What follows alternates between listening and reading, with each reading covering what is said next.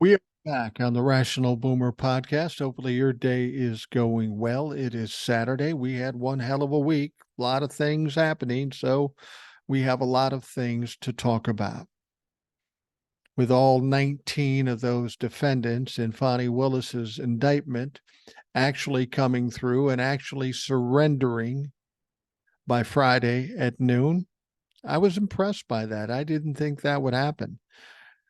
We even had Jeffrey Clark and Mark Meadows saying, we're not going to surrender. We shouldn't be indicted. We shouldn't be charged. They seemed real tough about that. They seemed like they were pretty sure of themselves, pretty confident. But as it turned out, both Mark Meadows and Jeffrey Clark did, in fact, surrender. Now, with all the excitement we had this past week, I think the best thing about these days is as much as we might have some fun and interesting and compelling things that happen, there's always something in the offing that we can anticipate, look forward to. And in spite of all that happened this past week, we have some things to look forward to. In fact, on Monday, we've got two court cases or hearings that are going to be very interesting. Now, as I've told you, Mark Meadows had gone to Fani Willis and said, I have a court case to try to get this whole thing dismissed or get me sent to federal court, but that hearing's not going to be till Monday. So could you give me a few days, a few extra days past Friday at noon so that I can have this court case? Because maybe we don't even have to do this. Maybe I'll win. Yeah, right. Anyway, Fani Willis heard what he had to say, and Fani Willis said, fuck yourself, be there Friday by noon, or you're getting arrested. Now, Mark Meadows and Jeffrey Clark sure sounded confident, sure sounded tough, but they said, fuck it, we're going to show up. And they did. But that doesn't stop the hearing that's going to be happening for Mark Meadows on Monday. That court case is going to happen. It's an evidentiary hearing, I guess. And he's going to have to prove why, because he's a federal employee, that he shouldn't be charged. Now, what he's basically saying is that I was just doing my job as the chief of staff.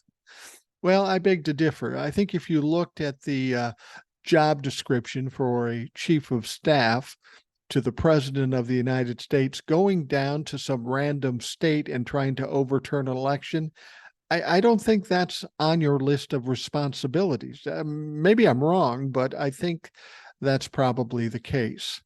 So this hearing is going to happen on Monday for Mark Meadows. And I'll tell you what's going to happen. I feel confident about this.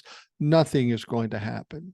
Mark Meadows is going to be denied on both situations, and he's going to have to stand trial. I would think Mark Meadows knew this, but he was looking for a way to delay, distract, and divert, as they all fucking do. But when he goes to court, he is going to lose, and he's going to have to go through the process like everybody else. So that's on Monday. But there's another court case on Monday that's going to be even more compelling, more interesting. You see, Monday is August 28th. You remember that date, right? Yeah, that's the date that Tanya Chutkin, the judge overseeing the January 6th trial upcoming with Jack Smith. Now, you'll remember that earlier in the month, she told the prosecution with Jack Smith and the defense with Donald Trump that they should both pick out days as to when they want to start the trial. Well, Jack Smith came out within a couple of days and said, hey, January 2nd sounds pretty good to me. Sounds good to me, too. Then after a week or so, Donald Trump's team came out and said, we were thinking more April of 2026. Everybody laughed, thought it was a joke, but no, they were fucking serious about it. That's what Donald Trump wants to do. As I said, as I predicted, they would come out and say, how about never? Well, April of 2026 is essentially never. And they tried that. I don't honestly think Judge Chutkin is going to be feeling that. She's not going to like that. She's not going to agree with it. And of course, Donald Trump and his lawyers have other problems in this regard. You remember when she first arraigned, or when Donald Trump was arraigned. She wasn't the judge in that arraignment. It was a magistrate. They were told, or he was told, not to yap in the media or on social media, not to intimidate witnesses, not to incite any kind of violence.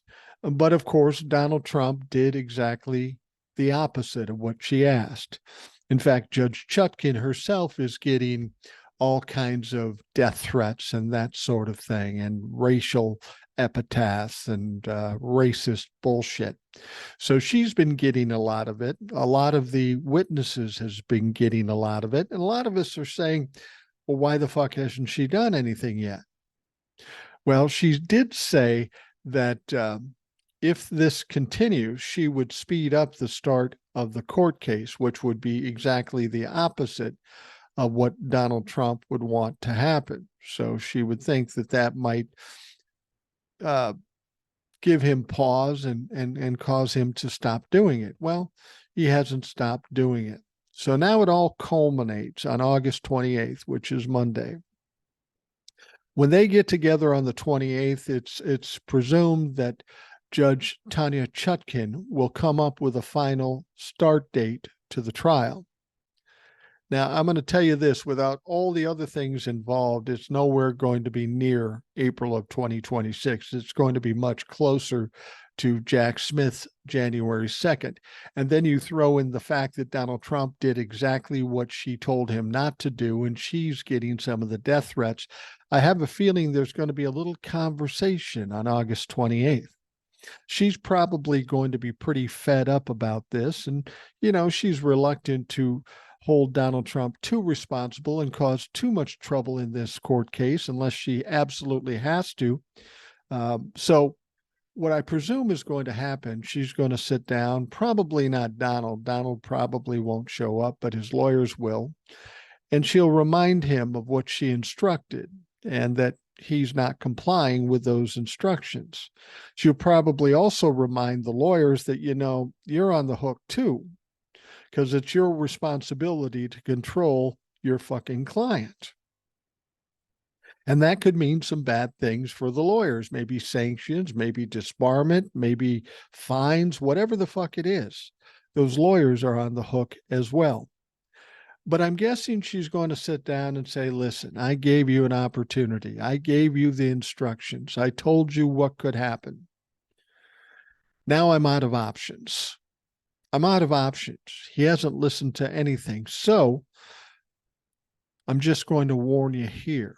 Since I have no more options, if he continues to do it, my only option left is to put him in jail. I don't know if you've seen the videos of Fulton County Jail. That is a shithole. That is not some place you want to be. And Donald Trump just had a little visit there. So hopefully he saw what was in his future if he didn't learn to shut his mouth. But if she does this, you see what happens. It's not just the judge coming out of her ass and saying, you're going to jail, because she might get some blowback because of that. Instead, she's going to warn Donald Trump and say, if you continue to do this, you are going to be put in jail, but it's going to be on you. See, she put the onus on Donald Trump. Now, whether that will work or not, I don't know. I mean, Donald Trump's lawyers themselves has said that he's not going to stop unless he has to pay some kind of price. Okay, fuck around and find out. Make him pay a price. Make him pay a steep price. Whether she'll go to the jail card right away or not, or she'll give him a couple of chances with sanctions or fines or whatever, I don't know. But he does need to be made accountable, because what he's doing is putting a lot of people in danger, including the fucking judge. I don't know why she wouldn't react to this, but I think that she's going to talk to them about this and try to get this thing straight and give them one final chance. And also, when she decides when to start this trial, it's probably going to be way quicker than Donald Trump or his lawyers would want. So Monday is going to be a big day in court for Mark Meadows. It's going to be a bad day for Mark Meadows, and it's going to be a big and bad day for Donald Trump on August 28th, with regards to Judge Chutkan. So see, we had all that excitement this past week, but we still have something to look forward to. We still have something to look forward to. And oh, don't forget, in the week of September 5th, we do have the arraignments. A lot of people misspoke about these surrenders. They were talking about them as if they were arraignments, but they're not arraignments. They were just surrendering and pleading guilty or not guilty. All of them pled not guilty. The arraignments are another thing, and they are going to happen during the week of September 5th. So every one of those motherfuckers will have to go in there and get arraigned, and then they'll have to decide when the trial starts. And that's an interesting thing too with the Georgia situation. That's very interesting. We'll talk about that in a few moments. But the other thing to consider too about the arraignments and certainly the trial, this is a much different situation than Donald Trump's ever experienced or any of these Trump-la-fucks have ever experienced. Because in Georgia, it's on TV. There are going to be cameras in the courtroom. I think there might even be some cameras in the arraignments. I'm not sure about that. But nonetheless, the trials will be on television. And I think this is absolutely essential. We've got too much misinformation or omissions of information that have been going on since the very start of these problems with Donald Trump. We've got Fox News watchers and Newsmax and ONN and all that. They're not giving all the information, so you can talk to a Fox News watcher and they don't even know what you're talking about. Donald Trump's big on ratings, and I'll tell you what, his trial in Georgia will get huge ratings. But we're also going to see exactly who Donald Trump is. Not only we Democrats, but also the Fox News and the Trump-la-fuck folks. They're not going to be able to miss this. And they're going to see exactly what's going on with the evidence, how Donald Trump behaves, how the judge treats him. I think it's absolutely essential. What's that old, I can't even remember who the quote is from. I just saw it the other day, but the best disinfectant is sunlight. Well, that's what that court case will give us when it's on television. All right, let's get down to getting. We start out with some emails. This first one comes from Jace from Texas. He says, "Hey, Mike, I want to personally thank you and Lisa for watching and going over the so-called Republican presidential debate. It saved my former Republican ass from having to watch all those asses try to vie for being Trump's VP." Yeah, it did seem like that, Jace. I mean, none of these people look like viable candidates for the presidency, but they did show that they're sycophants, most of them, save for Mike Pence. And well, Mike Pence is kind of a sycophant, and certainly Chris Christie went against Donald Trump, but all the rest were just auditioning. He goes on to say, "I've vowed to never vote for another Republican in my life, so I try and pay no attention to the party. But when I see the clowns in Congress fall flat on their face, it does bring a smile to my face. All that shit they've been throwing at the Bidens does not look to be working. I'm attaching a recent Yahoo poll that said the Trump shit is a lot more serious than Hunter and this world famous laptop. Yeah, you think? Hunter ain't innocent at all, in my opinion, but so far his shit don't stink as bad as the stuff coming out of Trump's dirty diaper. I'd have to agree. And the big difference is Donald Trump was the president and Hunter Biden is just a guy, just a civilian. It's not a good comparison." He goes on to say it ain't working as the rest of America seems to be smarter than the average Trumper. The average Labrador is smarter than the average Trumper. And I'm not besmirching Labradors. I love fucking Labradors. I've had 2 of them in my life. Best dogs ever. I had one that's 100 pounds, 110 pounds, big yellow lab. His name was Buck. Very handsome guy, very lazy guy. Not the sharpest tool in the shed, but The most loving dog I've ever had. Anyway, while polls ain't always believable, I think this one says a lot. Don and his GOP cronies are in a heap of trouble. Folks need to keep the hope alive. The lies ain't working. Just need to get through the next few months, and November 2024 will bring the changes you speak about. Maybe some of that will finally trickle down here to Texas. Folks got to vote and believe. Till next time, Jace. Yeah, Jace, we're all going through some shit in this country, but you folks down in Texas and those folks down in Florida, they're going through some real shit.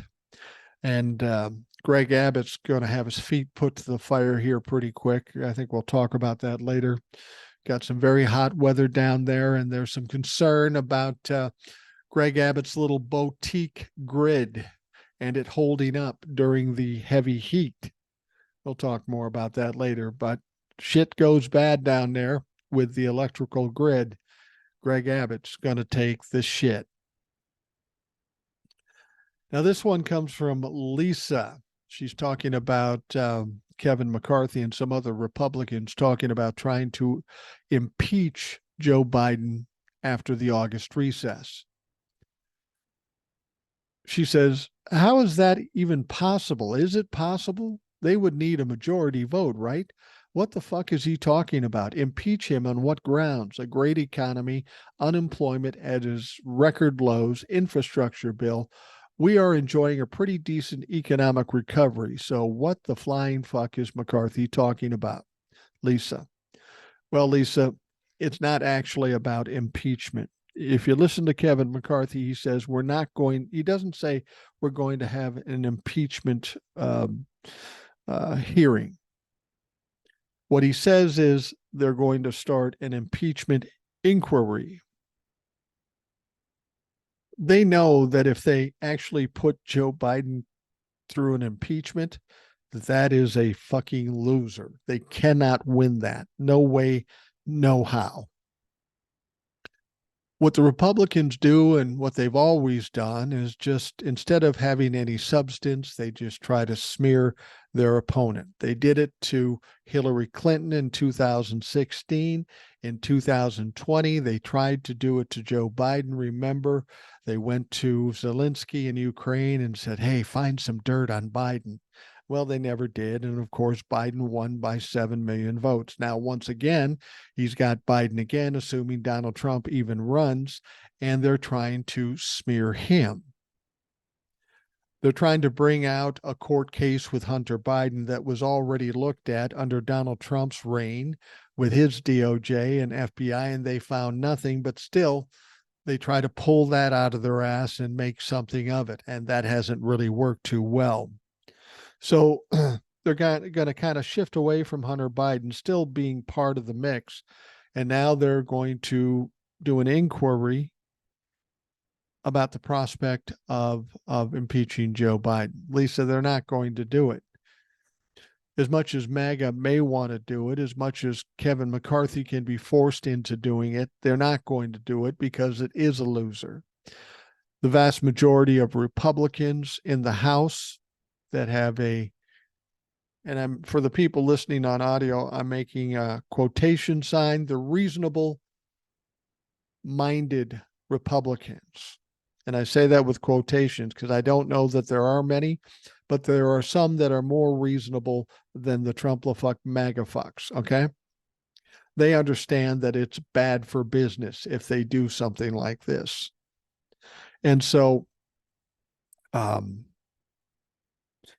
it's about trying to stir up noise and get into the narrative and throw around rhetoric and hope to God that some of it sticks and that people think badly of Joe Biden. It's not going to work. But to answer your question, since the Republicans do have a majority in the House, a slim majority nonetheless, they could conceivably pass an impeachment through the House. So Joe Biden could get impeached. However, the next step is to go to the Senate, and they have the trial. and then they need 60 votes to throw the president out. That's never going to happen, not even close to happen in the Senate. In fact, I'm sure the Senate is saying, don't do this. We don't want to even get involved in that bullshit. So it's not going to happen, Lisa. I don't honestly believe that it will. Even if it does and somehow he gets impeached in the House, there's no way the Senate is going to kick him out. It's going to be an easier time for Joe Biden in the Senate than it was for Donald Trump. But I wouldn't worry too much about it because honestly, if they actually follow through with an impeachment, it's just going to work against the Republicans in 2024. Now, they said that about impeaching Donald Trump prior to 2020, that it was just going to work against the Democrats. Well, Donald Trump was actually guilty and all the evidence was thrown out there. It was just the Senate not doing their job. Now, the problem they have with Joe Biden is the same problem they've had with the hearings that they've had recently. They've got a lot of indignation. They've got a lot of accusations, but they have zero evidence. They have zero witnesses. They are working off of nothing, fucking nothing. And they will be embarrassed like they've been embarrassed in the previous hearings. Only this one will be on a much larger scale. It will probably be on TV. And that's why other Republicans are worried about this. The Trump-a-fucks and the MAGA-fucks are going to embarrass the Republican Party on national television. They're not going to allow that to happen. They have nothing they can impeach Joe Biden over. They have zero. We've seen that with the Hunter Biden investigation. So don't worry about that too much. It's just them flapping their lips like they always do and then always coming up with fucking nothing. It won't be a thing. Now, after these 19 defendants surrendered at the Fulton County Jail, we had an interesting turn of events. Kenneth Chesebro, he's a lawyer, a Trump lawyer, who was one of the architects for the fake electors, came out and said, hey, man, I want a speedy trial. Now, Fani Willis previously had said that she was willing to start the trial in March. But the moment she heard that, she said, sure, no problem. Let's do it October 23rd, 2 months from now, less than 2 months from now. And I'm sure Chesebro said, oh, shit, that's not what I was thinking. I was thinking maybe December. Give me a couple of months. Some people think that Chesebro did this to try to call Fani Willis's bluff, as if she wouldn't be ready in that time frame. Well, if you've ever watched Fani Willis or listened to her talk, I think she was born ready. I don't think she has a problem with it. And the thing she said was, okay, if Ken Chesebro wants to be tried starting October 23rd, we'll do all 19 at the same time. And a lot of people in those 19 said, whoa, whoa, whoa, especially Donald Trump. That was bad enough. But then Sidney Powell, another Donald Trump lawyer, filed a speedy trial demand in Fulton County as well. So now they've got two people that want a speedy trial. Now, when Fani Willis went to the judge and says, we'll take all 19 on October 23rd, even the judge said, hold up a minute. We're not going to do it that way. We're going to sever Kenneth Chesebro from the group, and you can do him on October 23rd, but we can't stick everybody with this situation because not everybody wants it. So Kenneth Chesebro was severed from this, or at least that's the plan. So now that Sidney Powell has come out, I suspect they'll do the same thing with her and maybe try Sidney Powell and Kenneth Chesebro at the same time. But you know what Donald Trump is doing? He's trying to sever himself from all the rest because Donald Trump's all about fucking delays. He doesn't want a speedy trial. It's probably going to be quicker than he wants anyway, but he doesn't want it any quicker than absolutely necessary. So he's trying to sever himself from the group of 19, which he'll probably be successful at. And it's probably just as well. If we can have a trial where we focus just on Donald Trump, that's a win for the prosecution. But we'll see what happens. Donald Trump wants his court cases put out to never. It's not going to happen in Washington, D.C. with Judge Chutkan, and it's not going to happen in Georgia with Judge McAfee. It's going to come quick, very quick. I kind of hope that the Washington, D.C. comes first because that'll be devastating. And then Georgia will just fucking bury him. And at that point, we don't even have to worry about Mar-a-Lago. That will happen. But with that judge, until she gets kicked out of there, we can't count on a lot of positive things happening. Now, the thing about Powell, she is also believed to be one of the 6 co-conspirators listed in the Justice Department's indictment of Trump's efforts to overturn the 2020 election. Now, we know that so far, Jack Smith has only indicted Donald Trump, and he did that to expedite the trial with Donald Trump. He didn't want too many people involved to convolute the situation and slow it down. So he indicted Donald Trump. There were 6 co-conspirators, and again, Sidney Powell is believed to be one of them. Those 6 will most certainly get indicted.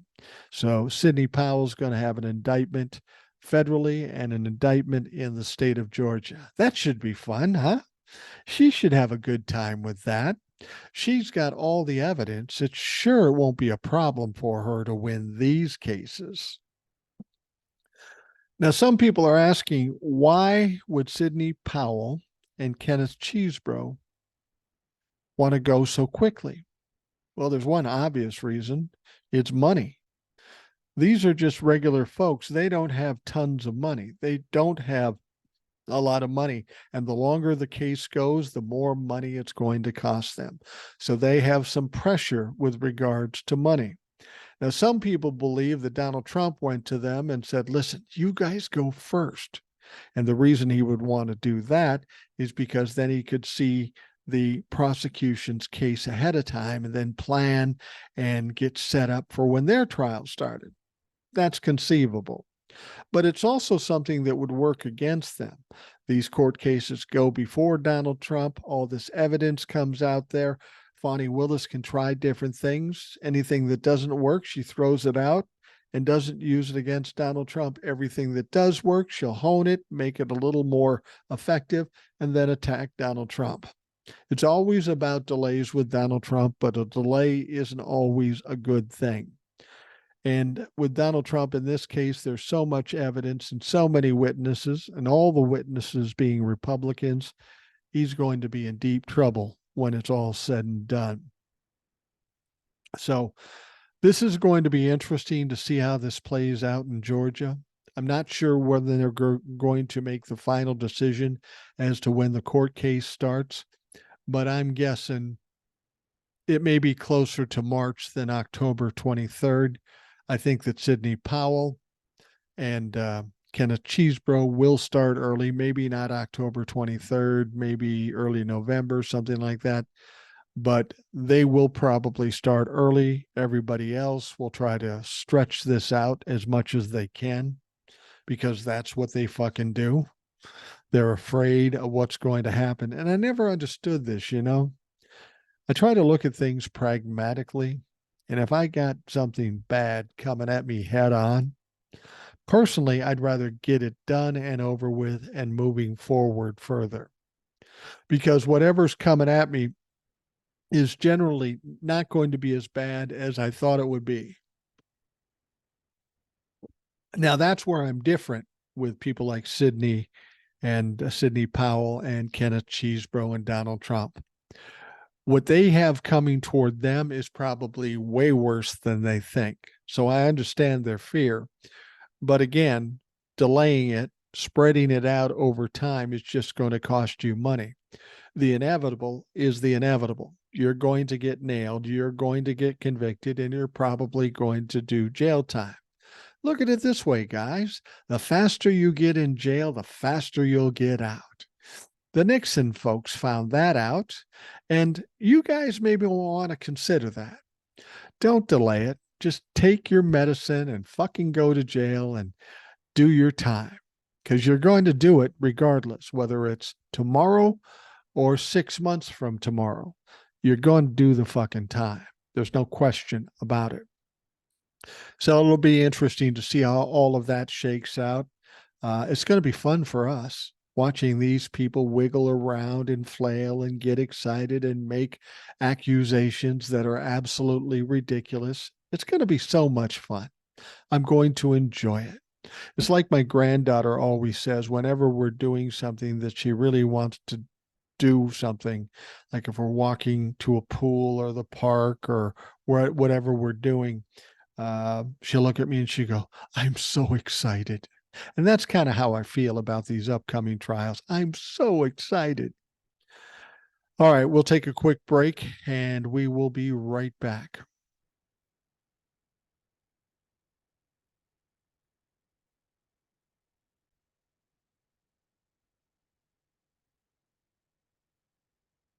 So 19 defendants went to the Fulton County Jail, surrendered, were booked, mugshot, fingerprinted, and then released on bond. All of them except one guy. One guy. His name is Harrison Floyd. Well, actually, we're not sure that that's his real name because he has an AKA as Willie Lewis Floyd III. But right now, he's going with Harrison Floyd. He happens to be an African American gentleman. Now, I know a lot of people are saying, sure, the black guy is the one that's in jail, all the rest got out. And I don't think race had anything to do with this. It sounds like this guy, not a great guy, not a great guy. And he doesn't have the kind of funds that the rest of them have. Not his fault, but he doesn't have the funds to get himself out of jail, at least at this point. You would think Donald Trump might help a guy out, but that hasn't happened as yet. The sole defendant ordered held without bond in Donald Trump's sweeping 2020 election conspiracy case was also recently charged with assaulting an FBI agent. See what I mean? Not a good guy. Wait till you hear the story on this. Harrison Floyd, the former director of the group Black Voices for Trump. Never heard of it. He is one of the 19 people that were indicted, including the former president. They all turned themselves into the Fulton County jail cell, the beautiful confines, well-appointed Fulton County jail. Every video I've seen of this place, it is an absolute shithole. Now, jails are not supposed to be a great place to go, but this one, I think, is still under investigation for horrible conditions. I don't know that to be true, but I thought I heard something about that. And if it's not under investigation for the shitty place it is, it should be. I have to wonder if Donald Trump didn't take a look around and go, holy shit, this is my future. Now, as I say, Floyd is also known as Willie Lewis Floyd III. He was booked Thursday on charges of conspiracy to solicit false statements and writing, influencing witnesses, and violating the state's Racketeering, Influenced, and Corrupt Organizations Act, better known as RICO. Now, all of the other defendants have posted bond. There was even one guy who is a pastor from Illinois. When they busted him, he had his pastoral collar on. I bet he's popular in jail. But again, Floyd stays in jail as of Friday afternoon due to not having a prearranged bond set like all the others. He didn't plan ahead. He didn't set anything up, but he also doesn't have enough money to get a lawyer. He was saying that everybody he talked to had a retainer where he needed $100,000 and he doesn't have $100,000. Well, who the fuck does? But you can get a public defender. I don't know why he hasn't done that as yet, or Donald Trump hasn't swooped in and saved one of his acolytes, but Donald Trump's really not in the mood for that sort of thing these days, apparently. Floyd's court-listed attorney, gentleman by the name of Carlos Salvato, did not immediately respond to requests for comment on Friday. Well, he's the lawyer. Why didn't they bond him out? I don't know what his bond is, but it's not as big as Donald Trump's or Rudy Giuliani's or any of the rest. If you have a bail bondsman, you only have to pay 10% of the total bond. So like Donald Trump, and for the life of me, I don't know why he did this. Donald Trump had a $200,000 bail bond. Now, you would think a billionaire could go in his back pocket or in his couch cushions and find the $200,000, but he didn't do that. Instead, he went to a bail bondsman. So did Rudy Giuliani, who has some bucks too, and basically had them put up the bail, and then Donald Trump has to pay them 10%, which is $20,000. Now, the way this works is if Donald Trump had put his $200,000 up and then he appeared in court, he'd get the $200,000 back. But then you have to come up with $200,000. In this case, and I think I explained this yesterday, he pays the $20,000. The bail bondsman puts up the $200,000. When he appears in court, the bail bondsman gets the $200,000 back, but he keeps Donald Trump's $20,000. So Donnie could have saved $20,000, but maybe he was a little short this month. That could have been it. Now, I mean, here's the thing. If you've got the money and you're going to put up bail and you know that you're going to show up at the hearing or the trial, you're just going to get the money back. So why not just do that if you've got the money? Apparently, Donald Trump does not have the fucking money. Otherwise, he wouldn't use a bail bondsman. Now, here's the rest of the story, like that old Paul Harvey thing. You got to be old to remember this. He had a show on the radio, The Rest of the Story. Great show, great little feature. Now, I worked at a number of smaller radio stations that played that feature every day, and it was very popular. And I was told by one station manager, you don't play the rest of the story, you're fucking fired. Well, people did miss it from time to time. Nobody got fired, but it was that kind of serious thing. Why I went off on that tangent, I don't fucking know. But anyway, the rest of the story with Floyd is this. 6 months ago, Floyd was separately accused of assaulting an FBI agent, serving him a subpoena at his Maryland home. He was arrested on February 23rd, charged with simple assault on a federal officer. Now, we presume this subpoena came from Jack Smith, and he was trying to play that game that Jenna Ellis and other people were trying. Well, if they don't find me and they don't serve me, then I'm off scot-free.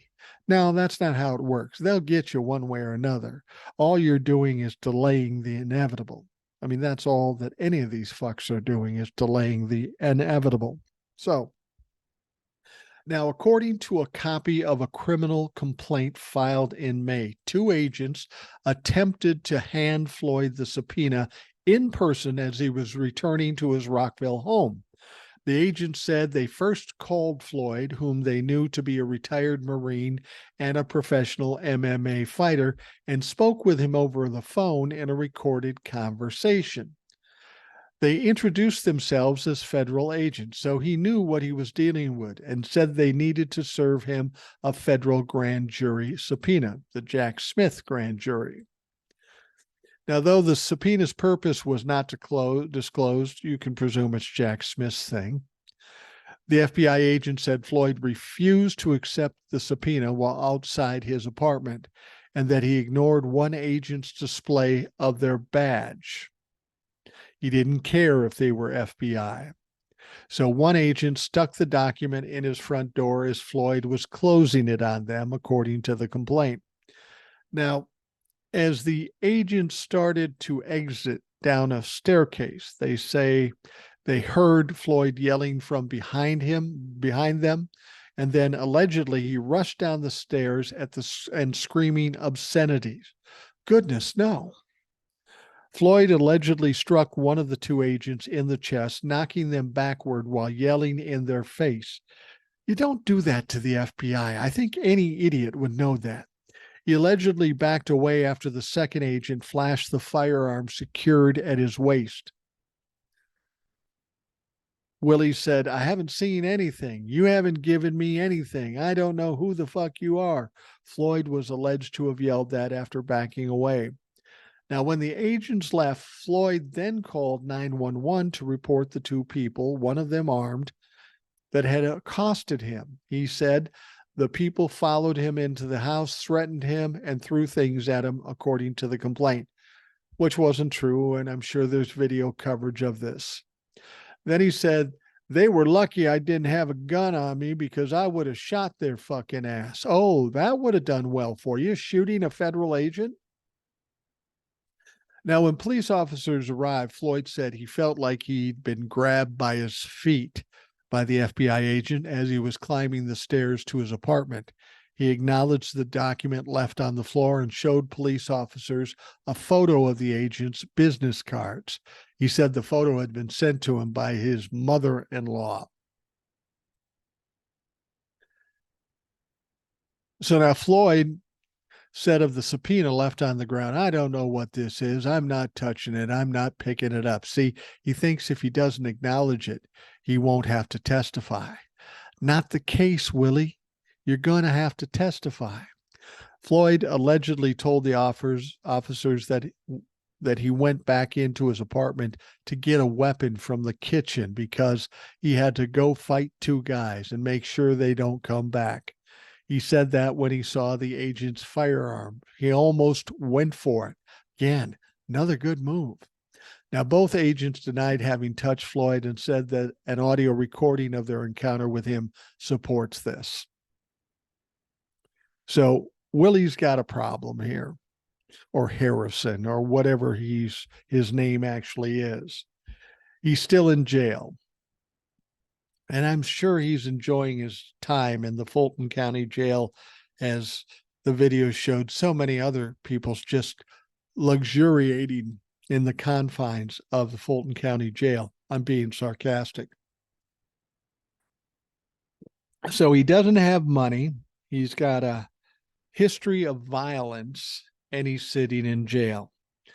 I don't know if he will get out of jail. Why would you let somebody out? But it's the funny thing. You get people like this Harrison Floyd supporting Donald Trump all the way. And now that he needs some help, where the fuck is Donald Trump? He ain't helping anybody. Donald Trump is letting a lot of people just twist in the wind. This is something we all knew, but apparently these people were oblivious to that, couldn't see what they could learn from history, and they believed in Donald Trump. Well, now they're finding out that that wasn't a good choice. That wasn't a good move.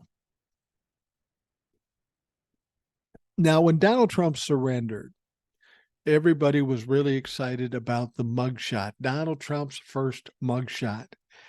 And Donald Trump knew it was inevitable, so he had a little conversation with his people to decide how he should do this mugshot. How should he look to look strong? Well, he has this thing that some of his people have said, the Donald Trump stare, looks tough, looks mean. And apparently he uses it a lot. And he used it in this mugshot. And oh my goodness, he is so scary. He looks so tough. Let's be honest. Donald Trump is the weakest motherfucker we've ever seen. Certainly the weakest president we've ever seen. all this bluster and all this bravado and all these threats are just a way to cover up his insecurities. But anyway, these mugshots, Donald Trump did everything he could to not get a mugshot. But once he had the mugshot, what does he do? Well, he does what he always does, whether it be crimes he's committing or bad publicity. He wants to get it out there first and see if he can't gain something from it, take the edge off, or better yet, fundraise off it. And that's what he did. In fact, a lot of people did. Political candidates are already raising money off Donald Trump's mugshot, not just Donald Trump, the whole bunch of them. An early indicator of how the stunning image of a former president getting arrested is being used in an attempt to enrich a lot of campaigns. Now, Trump made this unprecedented choice to use his own mugshot for digital fundraising after his arrest Thursday on charges over the 2020 presidential election in Georgia. Now, in his first tweet, since January 8th, 2021, I want you to think about this. He was banned from Twitter. Elon Musk then welcomed him back. Donald Trump did not come back right away because he presumably had some exclusivity with that wonderful app of his, Truth Social. He didn't want to diminish Truth Social by going back on Twitter. I get that. So he hadn't gone back on Twitter. But the moment he gets this mugshot, the moment after he surrenders, he goes back on Twitter. Why would he do that? Well, it's because he's using that mugshot to fundraise. Now, he has a lot fewer people following him on Truth Social. He no doubt went to his people and said, I'm going on Twitter whether you fucking like it or not. Because on Truth Social, he has a limited number of followers, and he's maybe used that well and dried that fucker up because there's only so many people, and he's gone to that well so many times for money. He needed another source of money. So by going on Twitter, in his mind, he gets a whole new crowd of people that are now looking at his Twitter account, and it might be a better way for him to grift more money. So he goes on to Twitter and he asks supporters to make a contribution to evict crooked Joe Biden from the White House and save America during the dark chapter of our nation's history. Oh, that'll get him. Now, Trump's campaign plastered the mugshot on beer koozies, mugs, and T-shirts, and they say, never surrender, which I think is funny because when he went to the Fulton County Jail, that's exactly what he did. He fucking surrendered. But now he's saying never surrender. That's oh so classic Donnie, isn't it? Now, Trump's mugshot, the first resulting from his many legal troubles, also appeared Friday in a fundraising plea from Senator Marsha Blackburn of Tennessee. We've heard Ed talk about her, and she's a special kind of piece of shit that promises to direct all defense pledges to Trump's campaign, despite the fine print stating that her joint fundraising account gets to keep $99 of every $100 raised. She learned from Donald Trump. Yeah, we're going to give this money to Donald Trump. Send us $100. And in the fine print, we're keeping 99. We'll give Donald Trump $1. Yeah, we're really worried about him. Now, Blackburn's campaign did not respond to a request for comment about the fundraising tactic. Oh, no, we don't have time to talk about that. Democrats, however, may end up using the image just as much or more than Republicans to argue that Trump's 4 criminal indictments make him unfit for office. Well, I would say that's probably true. That would be how anybody feels, save for the Trump-a-fucks, the MAGAs, and the idiots. Now, Mike Nellis, the founder of The Authentic, a Democratic-focused digital marketing and fundraising agency, said both parties are going to use Trump's mugshot to raise money. He said it's catnip for online donors for both the left and the right, no doubt about it. Isn't that amazing? Something that most people would find negative. If a mugshot of you and I showed up on the internet, we would be embarrassed and would not gain a thing from it. But do it to a politician, it means money in the pocket. Now, the Democratic Congressional Campaign Committee, the fundraising arm of the House Democrats, used the mugshot Friday in a fundraising appeal with the subject Donald Trump arrested from a sender labeled breaking news. If you're lucky enough not to be on any of these lists, then know the over-the-top nature of the political fundraising emails is nothing new, especially when you're talking about radical right or radical left. How about we just talk about policies? Republicans have none. Democrats do have some. Now, a representative with the DCC told reporters that Democrats have been fundraising off Trump for ages, often with good results. Both sides have successfully monetized Trump's earlier indictments and impeachments. So it's not, as far as the grift goes, it's not all about the Republicans. The Democrats are just as guilty of it. Now, if you're cool with that, fine. I just think this is such a serious thing that we should take it seriously instead of turning it into a fucking circus. We know Donald Trump is going to fundraise off of it. Do the Democrats really need to? Well, I suppose so. It's an opportunity for them. But I tell you what's going to happen. This picture wasn't quite as good as I hoped. I wanted to see him disheveled and scared and crying and snot coming out of his nose, but it wasn't that. So we're going to get tired of seeing this photo, and we'll get other video and pictures from when he's on trial. Those are the ones that are going to be interesting because he won't have an opportunity to sit down with his people and come up with a plan of attack on how I'm going to stare. Now, Republicans are having all kinds of troubles. A top conservative political action coalition, CPAC official, resigned Friday, becoming the latest member of the embattled group to step down. His name is Vice Chair Charlie Garreau. Turned in his resignation later Friday, according to the report, which notes the attorney and communications executive has issued a call for probes over CPAC's leader. His resignation follows the departure of fellow board member Timothy Ryan. According to the report, Ryan's departure wasn't previously reported. Garreau has served on the board of American Conservative Union, CPAC's parent organization, for nearly 2 decades, according to the report. The situation at CPAC has become such that I felt compelled to resign. You mean it's becoming a shit show? I mean, there was a time when CPAC was a relatively respected organization. Now, with these golden Donald Trumps and the crazy fucking conspiracy theorists, it's a joke. It's an absolute fucking joke. It's ridiculous.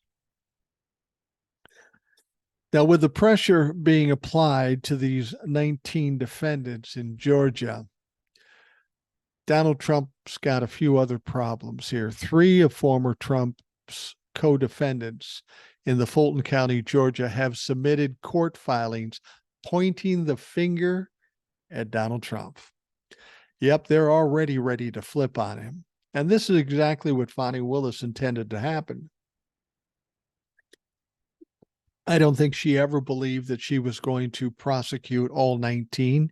She presumed some of the lower end folks would say, fuck this, I'm not going to jail. I'm not going broke paying for lawyers. I'm going to flip. And that's what's happening. Sean Still, Kathleen Latham, and David Schaefer, 3 prominent Georgia Republicans who acted as so-called fake electors for Trump in 2020, submitted court filings asserting they signed false documents at the direction of Trump and his legal team. See, that's a problem. The fake electors, I'm sure Donald Trump would say, I had nothing to do with that. They did that on their own. These three are telling a different story. They're saying Donald Trump directed them to do it. Now, Politico's Kyle Cheney reported on the filings Friday, writing, in a series of court filings this week, those false electors who became part of Trump's last-ditch bid to subvert the 2020 election said it was Trump and his campaign lawyers who urged them to sign the false documents, claiming they were necessary to preserve Trump's flailing court efforts to reverse his defeat to Joe Biden. Now, the three defendants' court filings argue they should be immune from state prosecution because they believe they were carrying out a federal function with the blessing of the incumbent president and his lawyers. Well, you don't get immunity for that. You did still commit a crime regardless of who told you to do it. Like my grandmother would say, if they told you to jump off a cliff, would you do it? Look, I don't care if it's Donald Trump or the King of England or who. If they tell you to commit a crime, you still don't do it. You don't fucking do it because it's still a crime and you still will be held responsible. But now, in addition, by them flipping, they're going to get Donald Trump in trouble because now he's connected to these fake electors. Now, they might get some consideration from Fani Willis and say, look, man, if you testify, we'll cut you some slack. I don't know how much slack she'll give them because Fani doesn't seem like a compassionate gal when it comes to crimes. But they got to try to get something, and the only way they're going to get something is by offering up some testimony, some truth, some facts, flipping on Donald Trump. That's what it's going to take, and they can't fuck around with this. They can't try to be cagey about this. They're either going to give something up or they're going to go down hard. And I'll be honest, I don't know that Fani Willis even needs them. So I don't know that she'd offer them a deal. They're going to try. It'll be interesting to see if she offers them something. Now, in the next couple of weeks, we'll be seeing more and more of this happening. We'll see other people wanting to flip. And again, it'll all be contingent on whether or not Fani Willis is compelled to do that. We'll see what happens. Now, here's a blast from the past.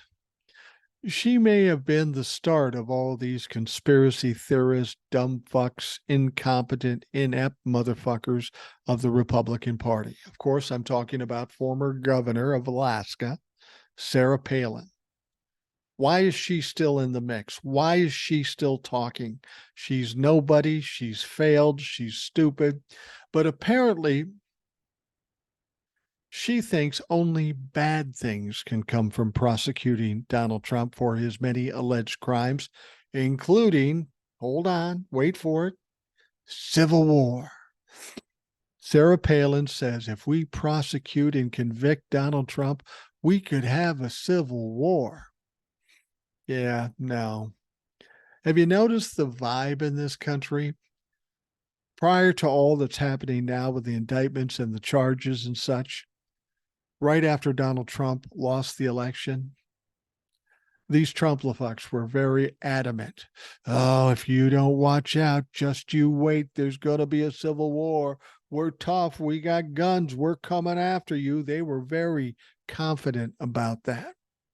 Now, the thing is, they're saying all the same things right now, but they don't seem to have the intensity or the fortitude in what they're saying. Yeah, it could be a civil war. We got guns. We're tough.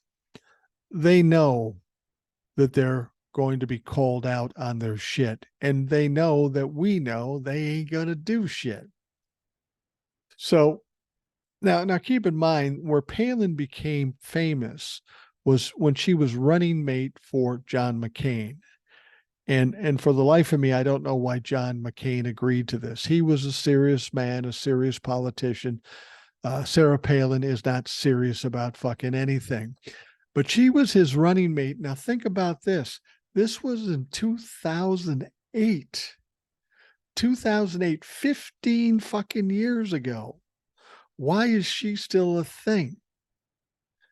It's that's the best you got, Republicans? Sarah Palin? Really, motherfucker? So, as we know, Trump faces 91 counts across four criminal cases. Now, although it's typical for a person accused of a felony to be arrested, Newsmax host Eric Bolling felt compelled to ask Palin if Trump's arrest was proof of a two-tier justice system. Good one. Anyway, Palin responded to the Republicans' red meat with gusto. I mean, I think those who are conducting this travesty and creating this two-tier system of justice, I want to ask them, what the heck? Oh, she's articulate. Do you want us to be in a civil war? Because that's what's going to happen, Palin vowed. We're not going to keep putting up with this, and praise Bolling for suggesting that we need to get angry.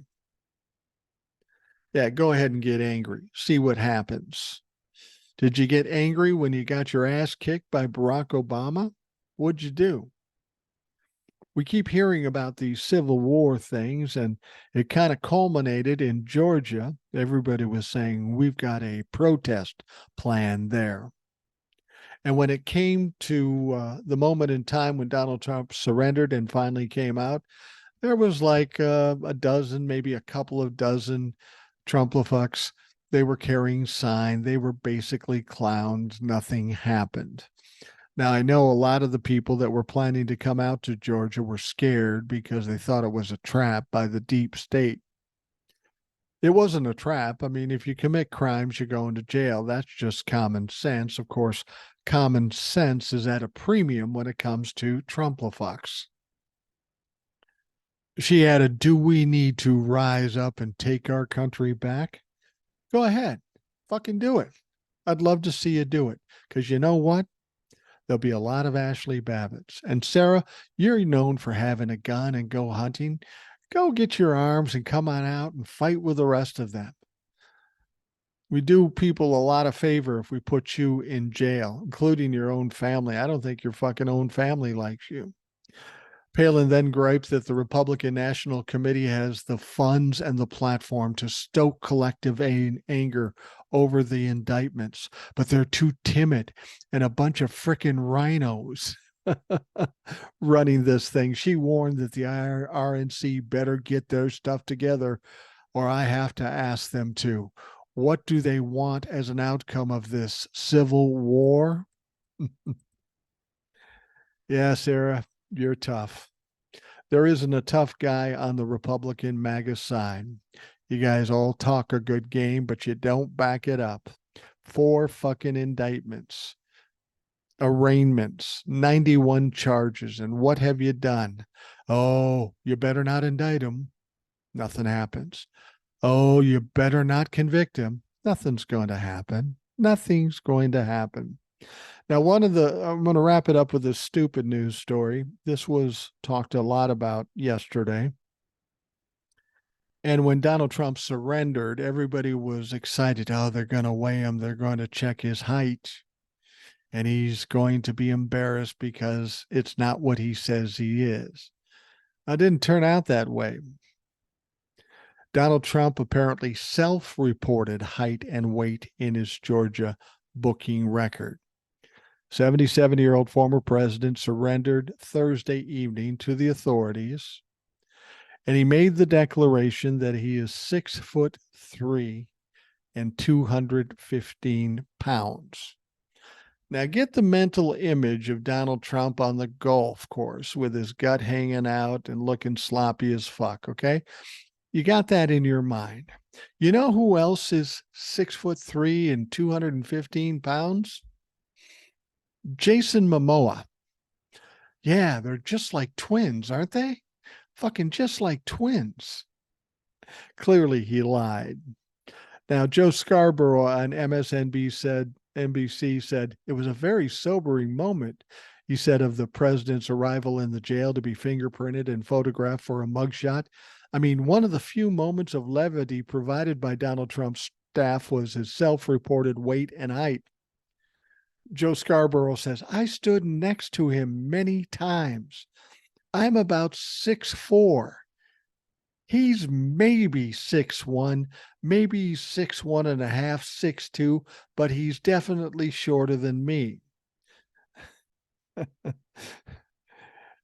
And then he says he's 215 pounds. Now, odds makers set the over-under for Trump's weight before his booking at 278.5 pounds, far above the 244 pounds that the White House physician Sean Conley recorded for Trump in 2020. That would be like if my staff reported me, describe Mr. Scarborough's appearance. He looks like Robert Redford in 1974. That wouldn't be very accurate. So I'm not going to tell you where the over-under is on Donald Trump's weigh-in, but it is a good, let's just say it's a good 70 or 80 pounds higher than what the staff reported. I also like the self-reporting of strawberry blonde hair, added co-host Willie Geist. I thought it was a nice flourish. Yeah. Donald Trump's not 6'3". He's not 215.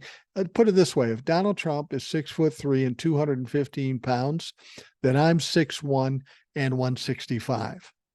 And that's not even close. I wish it was. My life would have been a lot easier had I been taller, but I'm not. And then, at that point, I'm thinking I'm 63 years. Who gives a fuck? I am what I am. I've always been this way.